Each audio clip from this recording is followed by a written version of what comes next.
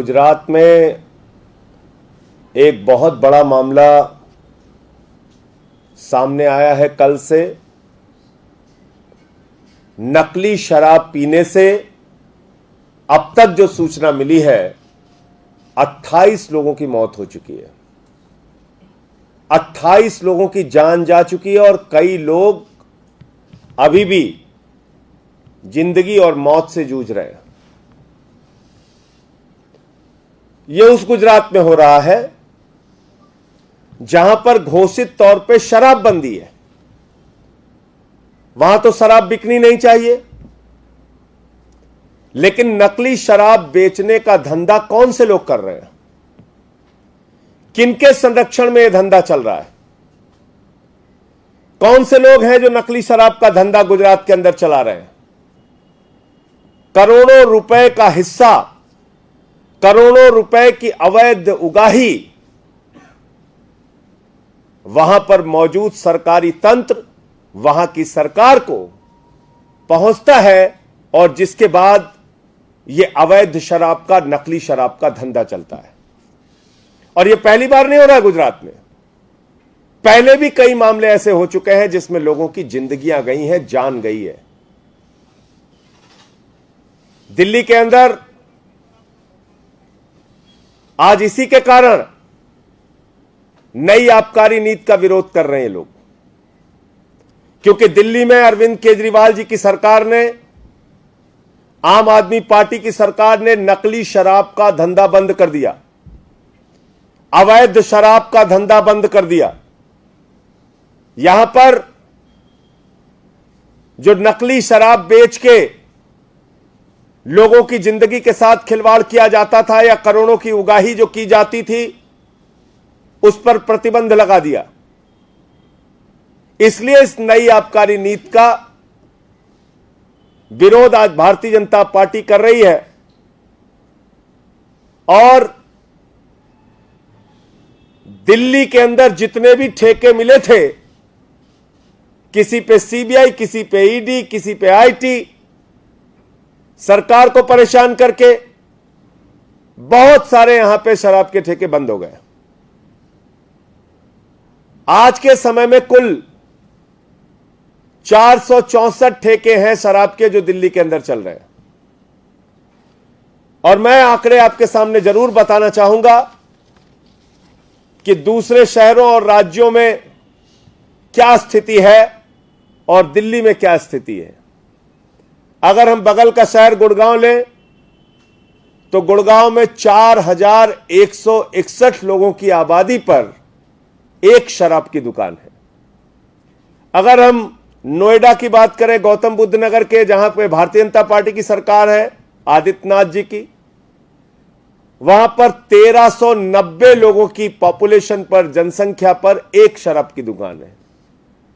अगर हम बेंगलोर की बात करें, जहां खुद बीजेपी की सरकार है, वहां पर 12,179 लोगों पर एक शराब का ठेका है। अगर हम हैदराबाद की बात करें, वहां 15,867 लोगों पर एक शराब की दुकान है। अगर हम गोवा की बात करें, जहां फिर भारतीय जनता पार्टी की सरकार है, तो गोवा में 761 लोगों के ऊपर एक शराब की दुकान है। अगर हम मुंबई की बात करें, जहां फिर से बीजेपी आ गई है, वहां भी 11,622 लोगों पर एक शराब की दुकान है।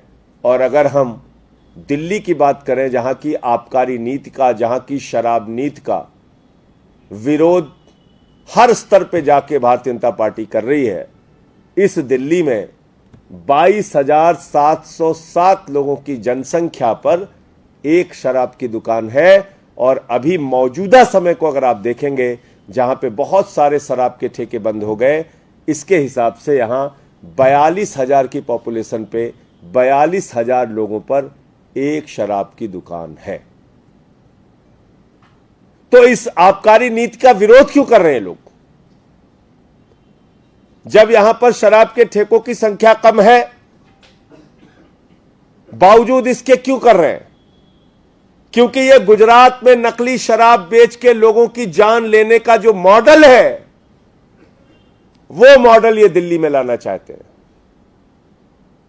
यह बात दिल्ली की जनता को समझना होगा, यह बात दिल्ली के लोगों को समझना होगा और हम सबको मिलकर भारतीय जनता पार्टी के नापाक इरादों को नाकाम करना पड़ेगा।